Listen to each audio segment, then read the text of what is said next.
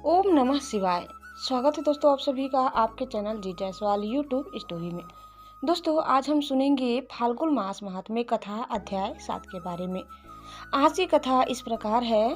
सनत कुमार बोले, हे भगवान, मैंने रविवार का हर्षकारक महात्म्य सुन लिया।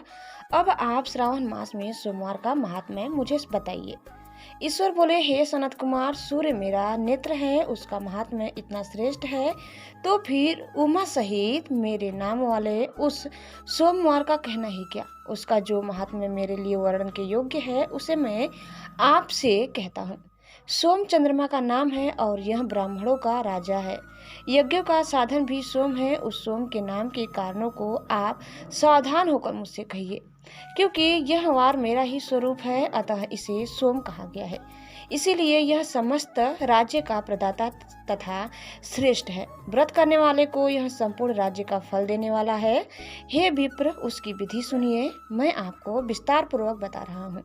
12 महीनों में सोमवार अत्यंत श्रेष्ठ है। उन मासों में यदि सोमवार व्रत करने में असमर्थ हो तो श्रावण मास में इसे अवश्य करना चाहिए। इस मास में इस व्रत को करके मनुष्य वर्ष भर के लिए व्रत का फल प्राप्त करता है। श्रावण में शुक्ल पक्ष के प्रथम सोमवार को यह संकल्प करे कि मैं विधिवत इस व्रत को करूंगा या करूंगी। शिव जी मुझ पर प्रसन्न हो। इस प्रकार चारों सोमवार के दिन, और यदि 5 हो जाए तो उसमें भी प्रातः काल यह संकल्प करे और रात्रि में शिव जी का पूजन करे। 16 उपचारों में सायंकाल में भी शिव जी की पूजा करे और एकाग्रचित होकर इस दिव्य कथा का श्रवण करे। हे सनत कुमार, इस सोमवार की कही जाने वाली विधि को अब मुझसे सुनिए। श्रावण मास के प्रथम सोमवार को इस श्रेष्ठ व्रत को प्रारंभ करे। मनुष्य को चाहिए कि अच्छी तरह स्नान करके पवित्र होकर श्वेत वस्त्र धारण कर ले और काम, क्रोध, अहंकार, द्वेष, निंदा आदि का त्याग करके मालती, मल्लिका आदि श्वेत पुष्पों को लाए।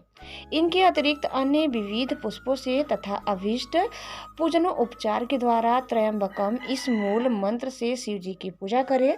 उसके बाद कहें, मैं 100 भावनाश महादेव, उग्रनाथ, भाव, शशि मौली, रुद्र, नीलकंठ, शिव तथा भवहारी का ध्यान करता हूँ या करती हूँ।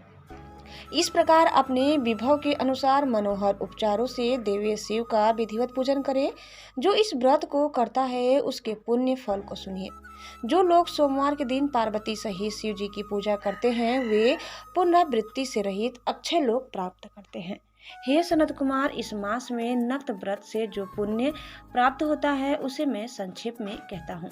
देवताओं तथा दानवों से भी अद्वैत 7 जन्मों का अर्जित पाप नक्त भोजन से नष्ट हो जाता है, इसमें संदेह नहीं करना चाहिए।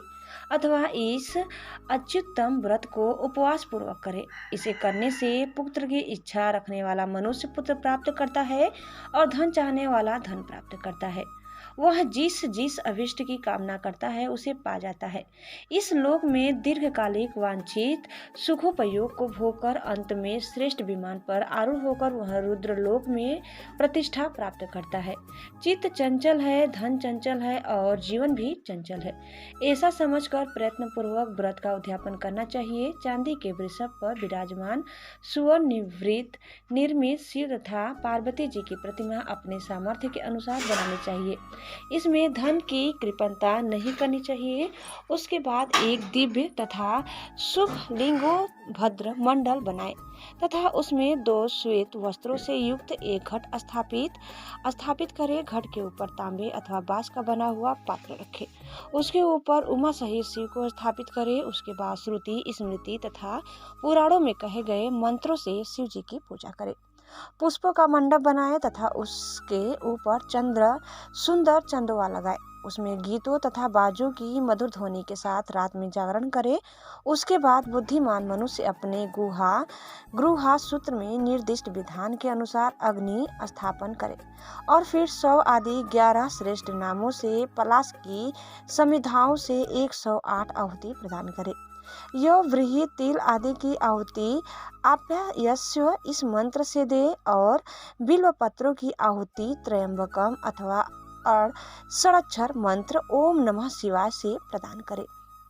उसके बाद स्विष्टकृत होम करके पूर्ण आहुति देकर आचार्य का पूजन करे और बाद में उन्हें गौ प्रदान करे। उसके बाद 11 श्रेष्ठ ब्राह्मणों को भोजन कराए तथा उन्हें वंश पात्र सहित 11 घाट प्रदान करे। इसके बाद पूजित देवता को तथा देवता को अर्पित सभी सामग्री आचार्य को दे और तत्पश्चात प्रार्थना करे, मेरा व्रत परिपूर्ण हो और शिव जी मुझ पर प्रसन्न हो। उसके बाद बंधुओं के साथ हर्षपूर्वक भोजन करें। इसी विधान से जो मनुष्य इस व्रत को करता है वह जिस जिस अभिलषित वस्तु की कामना करता है उसे प्राप्त कर लेता है और अंत में शिव लोक को प्राप्त होकर उस लोक में पूजित होता है। हे सनत कुमार, सर्वप्रथम श्री कृष्ण ने इस मंगलकारी सोमवार व्रत को किया था। श्रेष्ठ आस्तिक तथा धर्मपरायण राजाओं ने भी इस व्रत को किया था। जो इस व्रत का नित्य श्रवण करता है वह भी उस व्रत के करने का फल प्राप्त करता है। दोस्तों, कथा समाप्त हुआ। आगे की कथा सुनने के लिए दूसरे वीडियो को अवश्य देखिए। दोस्तों, आपको हमारा आज का यह कथा कैसा लगा कमेंट करके जरूर बताइए और चैनल में नए हैं तो प्लीज़ इसे लाइक, शेयर और सब्सक्राइब करना न भूलें। धन्यवाद। एक बार प्रेम से बोलिए बाबा विश्वनाथ की जय। ओम नमः शिवाय। हर हर महादेव।